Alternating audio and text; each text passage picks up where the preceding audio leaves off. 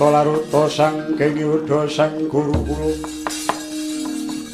yen tanang utusa sang Sri. Sapa iki? Teka tanpa srobo-srobo. Yo, aku Manik Moyo. Oh, kowe Manik Moyo. Wujud tatan perbeda kaya aku kabeh. Yo, dasar kepala nyata, aku bangsaning dewa. Aku krungu ngumandanging swara jarene kene ana ingkang aku dadi pangeraning jagat. Tak nyatakake jebul mung wujud sato kewan kaya kowe. Aku Raja Andini. Nadyan wujudku sapi nanging iki ratuning bangsa Titah. Kuat nguasani Tribawana. Suranggangkara. Suradewi lan papaning para dewan manungsa. Mamakmu muk peninggal. Yektine ingkang menang ngratoni Tribawana kuwi Manik Moyo. Aku antuk palilah saka Kanjeng Padawenang apa dene wong tuaku. Sang Bathara Tunggal. Kowe aja ngawur-ngawugaran.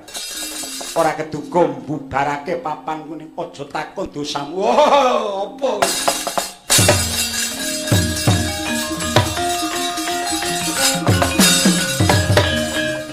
Anggepe apa? Kowe ngina dupe wujudku kaya mungkin. Delengen mripatmu. Ora mung bangsa Titah, manungsa, kewan, jin, setan, priprayangan. Kabeh padha manembah parang aku. Klebu kowe kudu nyembah drama aku.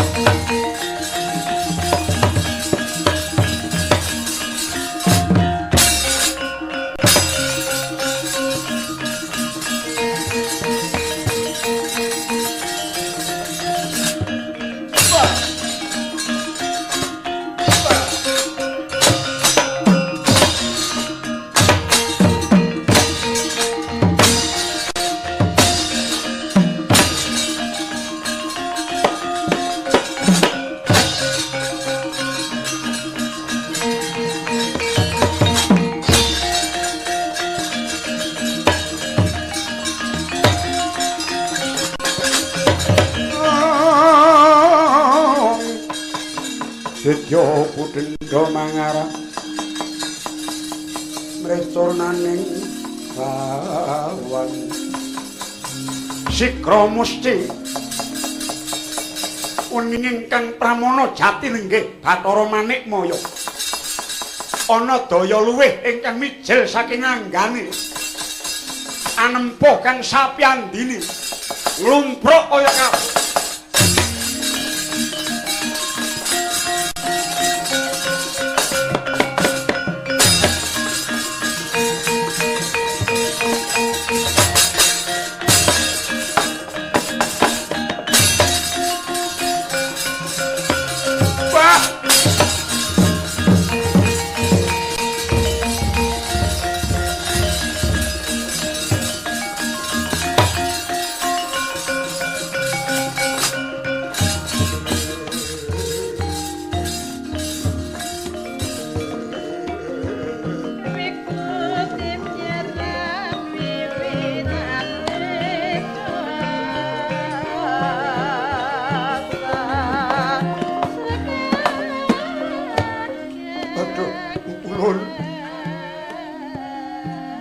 Padyagung pangaksama paduka ulun mboten sepinten banggi kula lumawan paduka Sang Manik Moyo.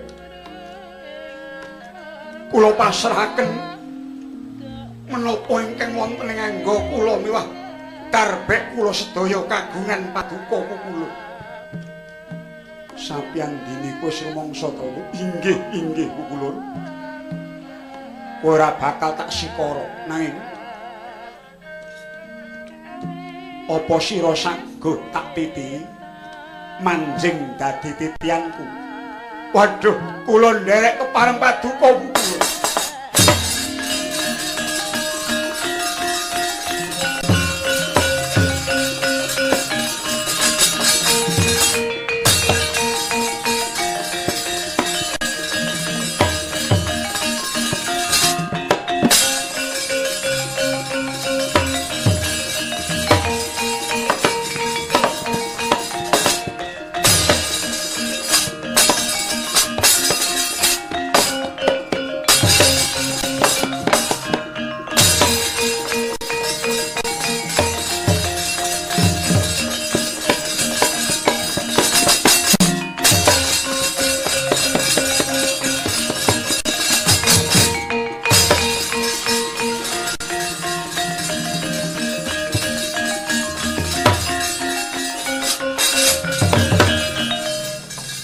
Menika badhe tindak dhateng pundi?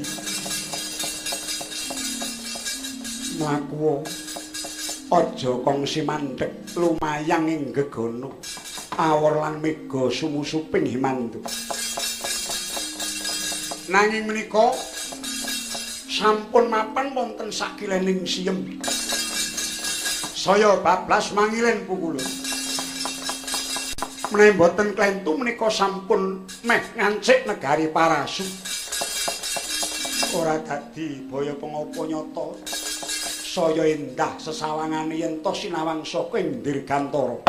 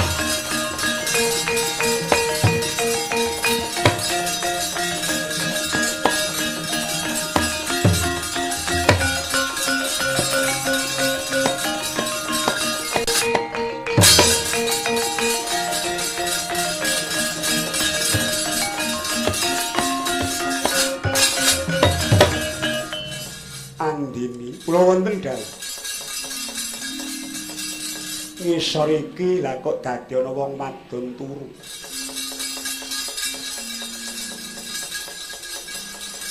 Sing dikekep kuwi apa? Nuwun sampun ngantos sura-sura Kukulun. Inggih menika taksih jabang bayi nanging menika sampun sinebat badhe nguwaosi jagat Triloka. Yen bener kandhamu kok elok temen ning atase bayi wae kok arep nguwasani Triloka.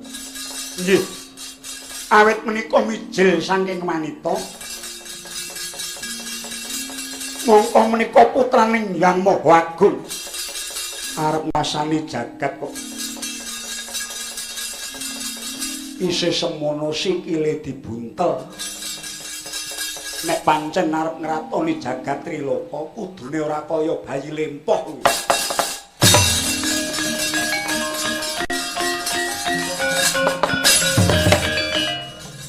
Ana daya luweh ingkang tumanduk Sang Manikmaya.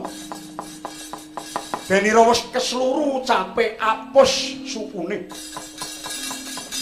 Panandene meksa dereng kraos. Bablas majar mangidul ngilen.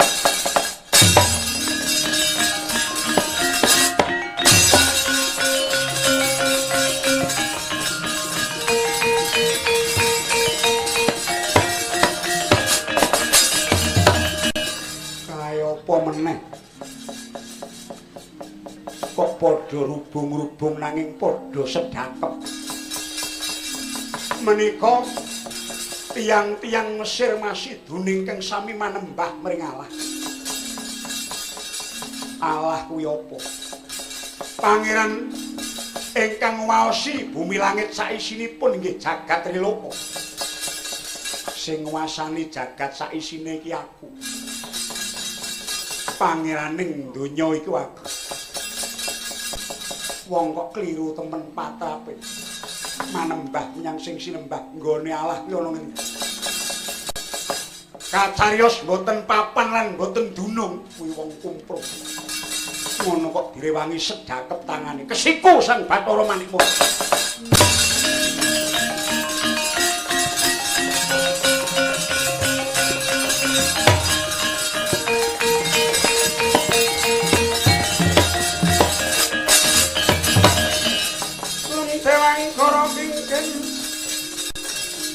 Puspa kang ayon kenyelang memanise wadanan layu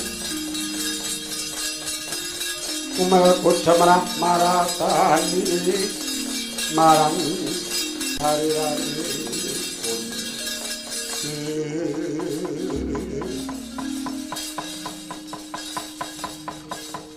kaya mengkene dadine kaya bubrah budayaning saliraku. Oh, ukulun mila monggo kula aturi pangsel kemawon kula. Aku ora niat bali tak tutuke lakuku. Manikmaya.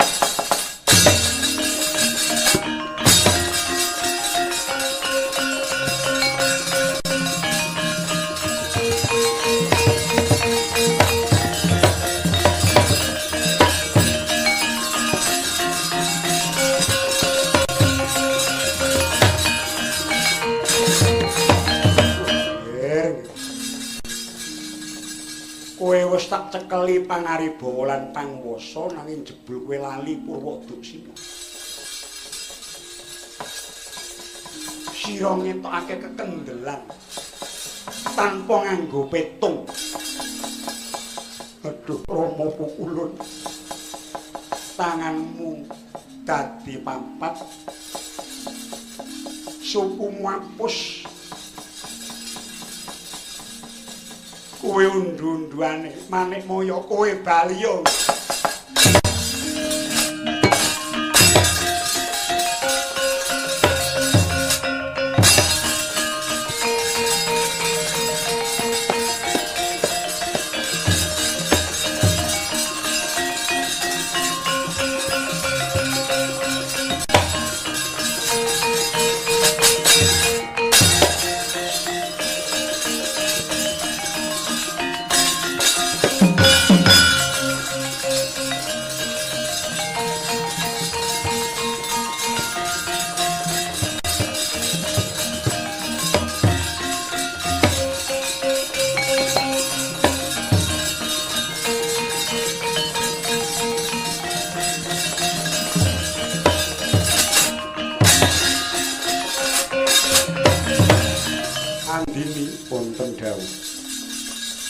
Ngisor iki ana wong rerubung. Kok kaya ana iwak gedhe. Coba yo diuduni. Kok menjila temen iwak iki.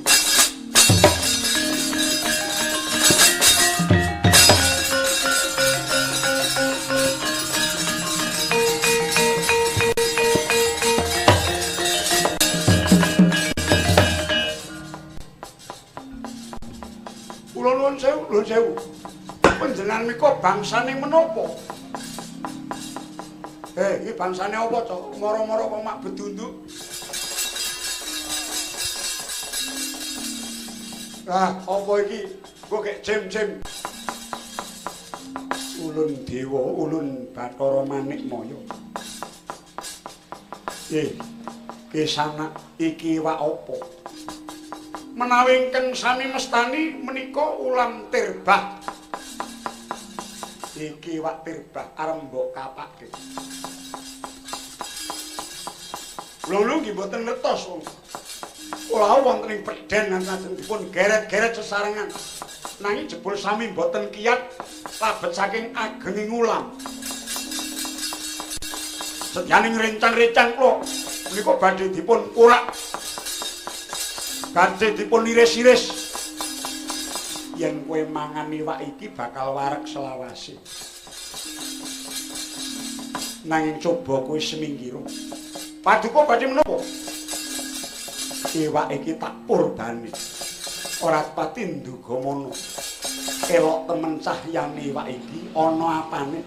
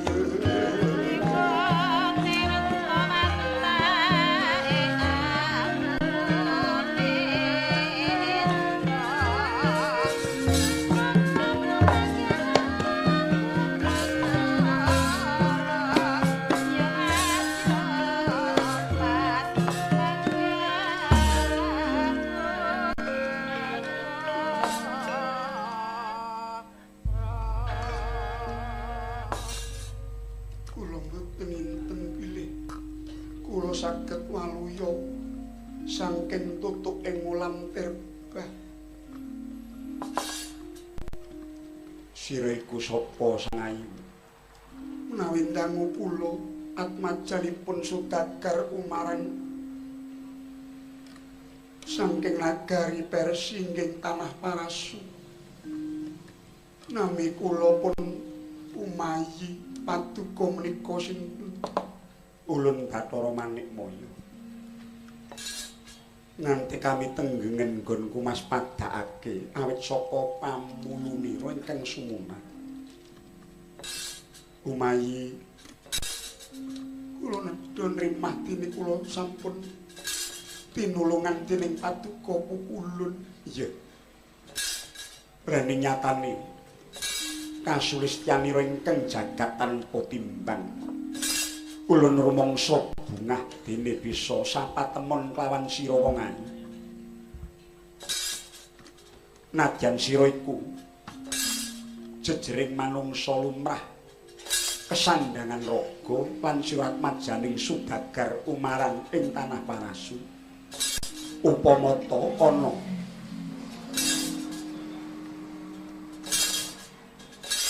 ceceking kasetyanira lan sira keduga nglakoni ulun ora bakal kabutan lamun ta urip bebarengan kelawan jeneng sira.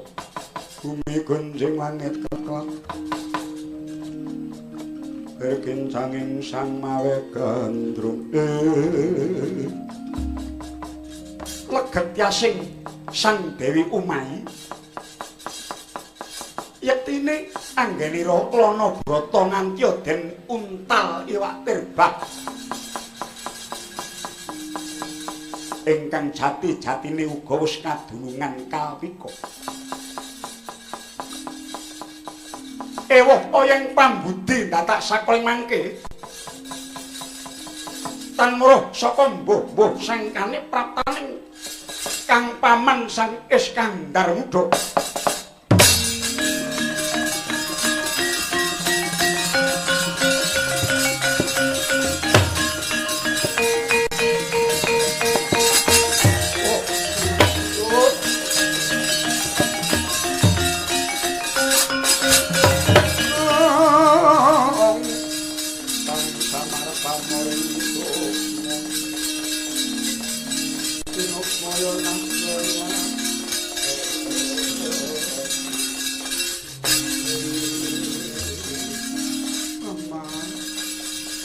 Ngaturaken bekti iya yo.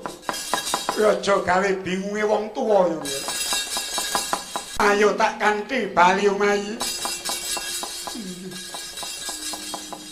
Namung kula Nedhe kajatu krami kaliyan dewa ingkang mitulungi kula saking tutuk ing iwak tirbah paman. Dewa sapa menika pukulun Sang Hyang Manikmaya ingkang sampun mitulungi kula paman. Bathara Manikmaya, ana apa? Sira iku sapa? Aku Raden Iskandar Muda saka negara Persia.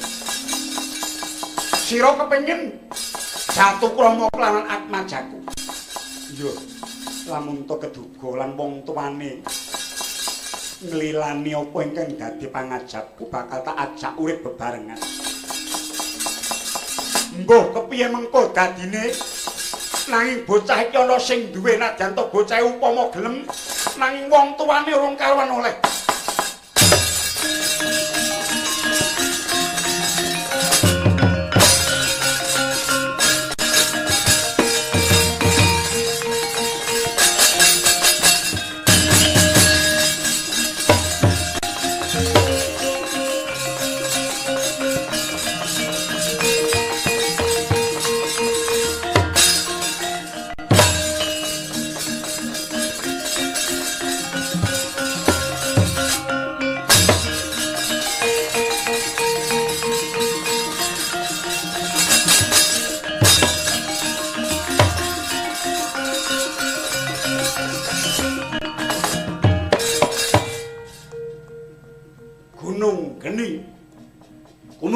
Suwarane angun tahar ingkang panase kaya bisa ngobong awono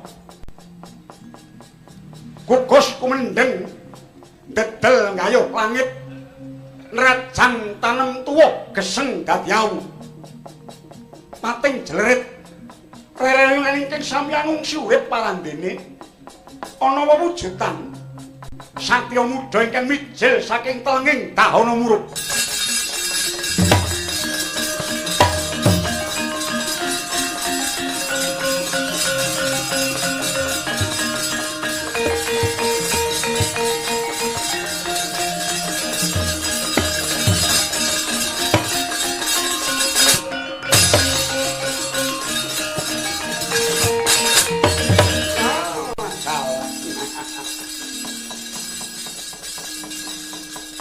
Nganti mbuh hitungane upama ana dina ana sasi lan ana taun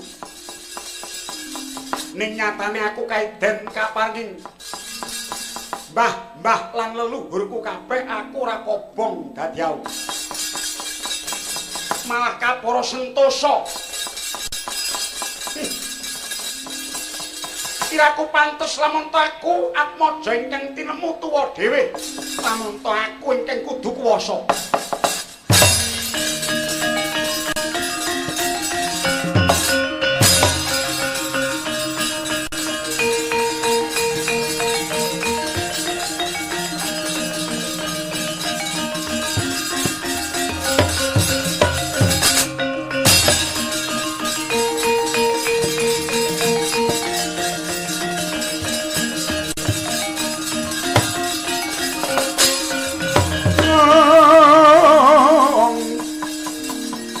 Tentang mening samudra langotan bagut Mas padha kang pramana jati nenggih Sang Ismaya jatine meleng manekung ngampil kaiping kang maha agung awor pamor sejati nenggih pamoring urip ana daya luwih ingkang mijil saking tengah-tengahing langit bawane wis tinuku dening laku brata manjing dadi kasektene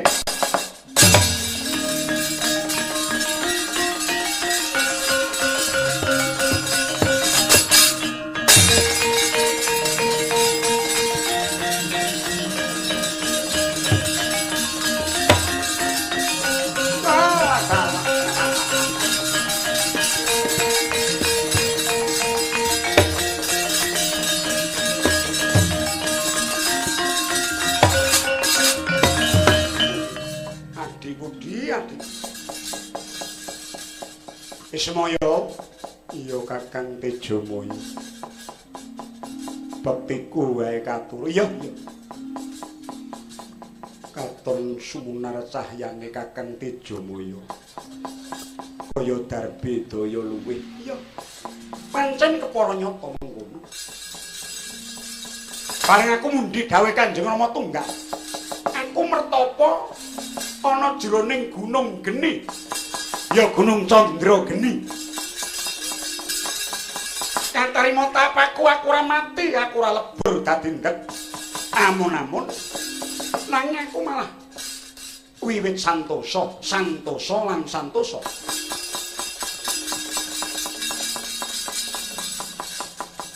Mengkono uga aku Kakang. Pangestune si Kakang aku uga kesinungan daya luwih. Nanging ora bakal mapaki keluwihane Tejomaya. Aja ngendika mengkono Kakang. Aku krungu pawarta jarene malah Manikmaya sing dibang-bang sing digegala dening Kanjeng Rama Pukulun malah samengko wenang ngatoni kayangan. Lho, apa Kanjeng Rama kuwi supe lamun to darbat maja ingkang tinemu tuwa Tejomaya. Ngaduh pinter-pintereku, ngaduh sekti mesti sekti aku. Dasare tuwa pun Kakang. Ya gene kang menang nunggu dampar kayangan kok Manikmaya. Mengko dhisik to Kakang, sabar. Sabar piye? Yayi Manikmaya. Jinejer nalendraning kayangan dening Kanjeng Rama Pukulun. Animbang pirang-pirang bab Kanjeng Rama mutusake ya mung Manikmaya ingkang menang ngratoni Tribawana krana nggone wis pinaringan lan mundi pustaka darya wit wana umarewan cupu Manik Astagina lan uga cupu Manik Retna Duwilah. Kok tarik-tarik temen kowe nyaritakake. Aku sumurup lan aku wis ikhlas lahir batin kadangku Yayi Manikmaya ingkang ngratoni Triloka. Mula kang sapa iku ayo tak gandeng tanganmu. Reh ning muspurna ayaning dharma kasutapan iki tetep bali manunggal lan tetunggalan. Kakang Tejomaya, Ismaya lan uga Manikmaya. Lho, piye kowe kuwi?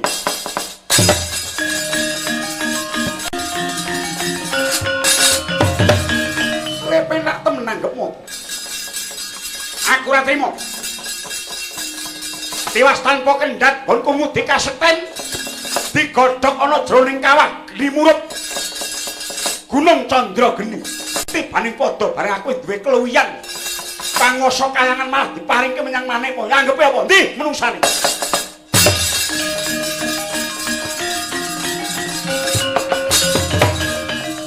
Kakang aja runtik atimu. Wis tak kandhakake, trening kabeh mau wis diparingake dening Kanjeng Rama Pukulun, si Kakang ora wenang meri. Ning sing tuwa ki aku, iku ora perkara tuwa karana. Yen ngono kowe mrinani Manikmaya. Iya, pancen aku mbelane adikku. Upama kowe trima lumrah mergo kowe dulur sing ana tengah, nanging aku iki sedulur mbarep tinemu tuwa, padha karo mbeset raiku. Nepak dadaku. Ora kena. Manikmaya kudu mudhun saka ndampah. Yen kowe gawe geger ana kayangan mungsuhmu Ismaya, tak ladeni.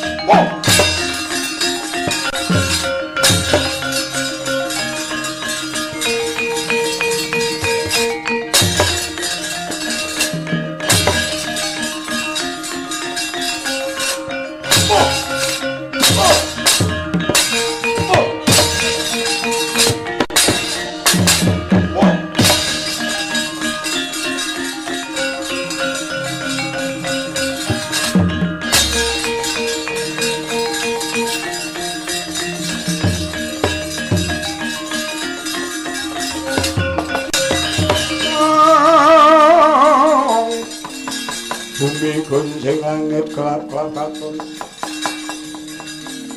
kencang alis risang mawe kandrung wah blas to semono kadek dayan wis semono dulur tunggal wadah teko gawe geger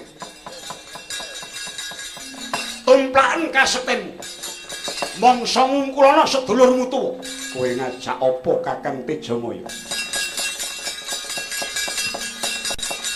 adu kawas kitan kawasisan kawegikan ning bab akal lan alus ngajak pirang taun kowe tak ladeni Kakang Tejamaya gunung gedhe kae jejer loro karepmu sapa sing kuwawa nguntal gunung cetha kuwi sing pengpengan wenang ngratoni jagat triloko tak ladeni kowe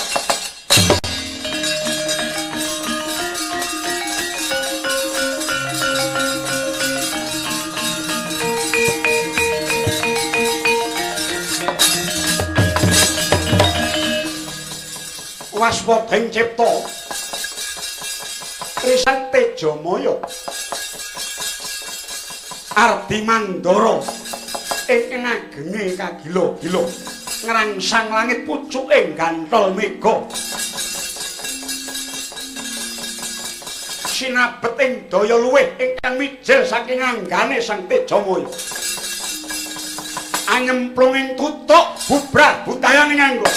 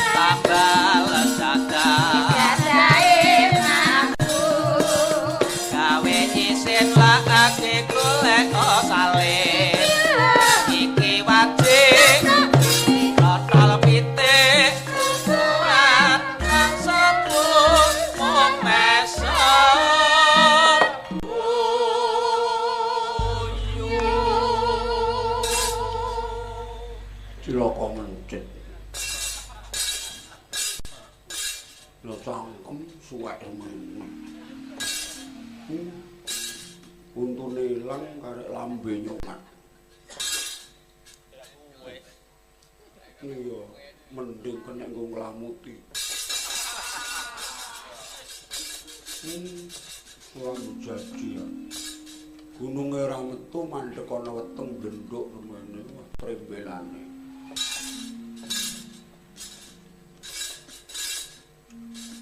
sak rai dadi mata kabeh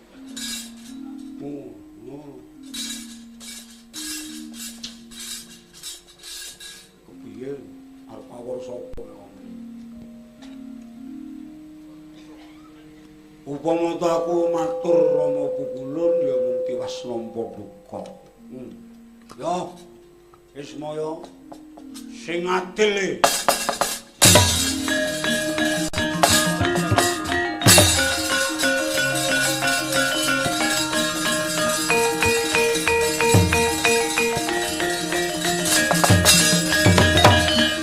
Prabéda lekasing Kang Raka Sang Tejamaya nenggih Risang Ismaya antring pangesti amung pucaking ngarga ingkang pinandheng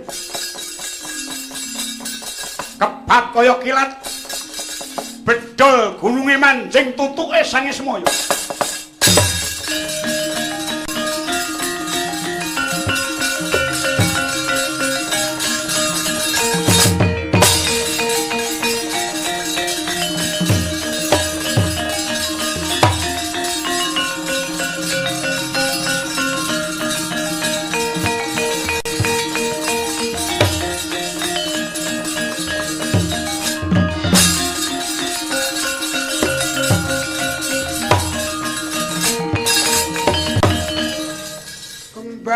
jagung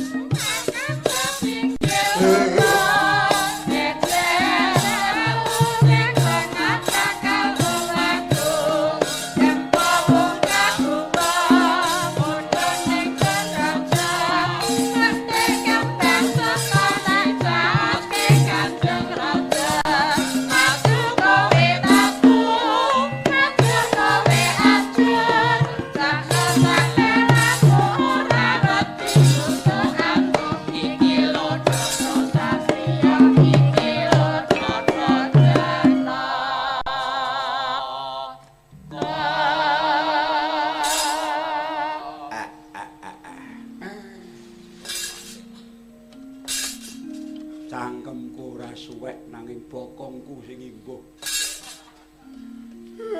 Gununge mlebu ora mandeg ning weteng separo bablas memburi. Arep metu nanging ora sedeng dubure. Mong dadi bokong sak ebrot kaya piye wae aku iki mau nembang nanging batinku nangis.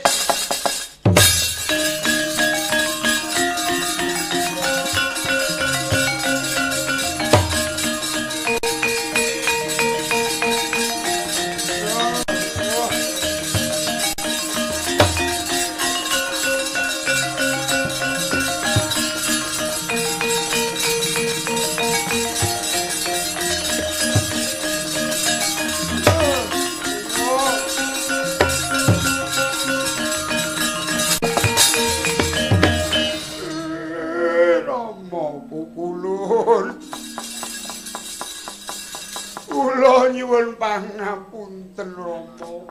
Rama. Nyuwun pangapunten Rama.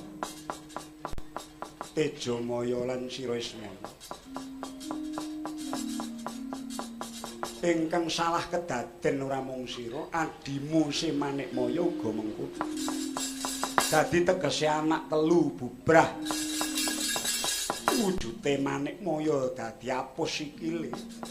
Dadi pampat tangane Tejamaya kaya mengkono wujud mulan semono uga Siraismaya. Oh, lajeng kula kados pundi kawangsulna wujud sekawit Rama ora bisa. Lakuning pakarti dharma ingkang kudu mbok ayahi tetep ana. Waduh. Lajeng napa wonten ginanipun kados kula menika. Mengko dhisik sira tak paringi tetenger kejaba Tejamaya nanging uga Tejamantri uga tak sebut Lurah Togok.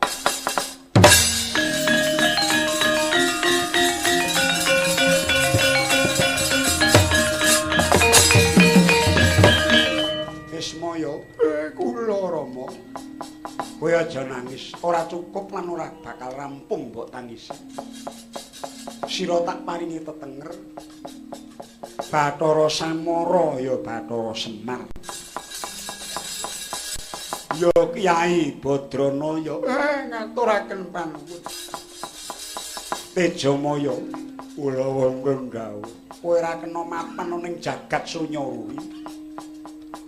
Tak balangake medhun menyang Marcapada sira dadya pamong pangiwa. Pamong pangiwa menika menapa? Ngomong porambek cendoling budi nista ing patrap culika ing pakarti. Tuduhna marang dalaning bebener. Gereten supaya lumebu ing jagating kautaman yen kena mbok elekake. Cilaka mencit. Ngomong elek. Oh. Lajeng Ismaya bukul Ismaya sira tak balangake uga nang Marcapada aja urip ana jaman kadewan mudhuna Marcapada dadi pamong panengen ngomong para wong-wong kang padha ambek saduwing budi temening pakarti bebasan ing lair angudi karding batin nangesti Gusti iku kabeh sira persasat dadi Kertawadana. sira nang dadi adek-adeking kautaman lan punjering bebener lan adil Semar.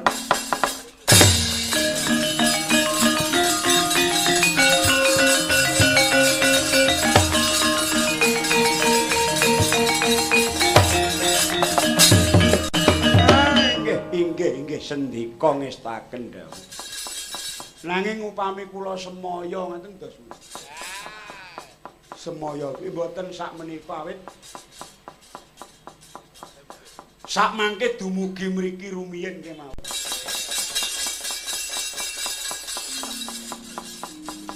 Karekate ngraos kula Semar tumurun menika wonten piyambak lampah kula.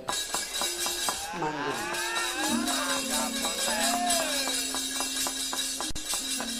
Banjur kuwi besok kapan? Kantun ngentosi sangat. Mbok menawi wonten tiyang mercapada menika ingkang pengin ning nek wong-wong mercapada niku mboten pengin kula dandosi nggih kula mboten sida mudhun. Aja ndadak ngenteni rusaking marcapada. Merga titi mangsa iki maksih budaya watak nista, ringkih tata jiwaning manungsa. Kang iku kabeh tak pasrahake marang sira. Togok lan Semar, Teja Mantri, Teja Maya lan Ismaya. Muga-muga ingkang sedya hayu tansah manggiya rahayu selawase.